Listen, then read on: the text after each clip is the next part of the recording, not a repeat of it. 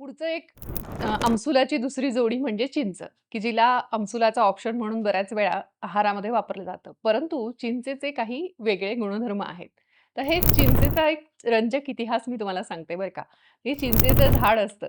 "हे चिंचेचे झाड दिसे मझ चिनार वृक्षापरी" असं सुंदर गीत ग. माडगुळकरांचं तुम्हाला माहिती असेल.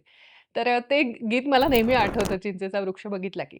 म्हणजे चिंचेचे मोठे वृक्ष असतात हे सगळ्यांना माहिती असेल. चिंच ही इतकी भारतीय झाली आहे ना, की आपल्याला माहितीच नाहीये, की खरं तर चिंच ही आफ्रिकेतलं मूळतः झाड आहे म्हणजे वृक्ष आहे आणि मग तो खूप अनेक हजारो वर्षांपूर्वी तो भारतामध्ये आला आणि तो इतका भारतीय झाला म्हणजे तो वृक्ष, की चिंच ही भारतीय आहे असं अरबी लोकांना वाटलं आणि चिंच उघडल्यानंतर ती कशी दिसते? खजुरासारखी दिसते.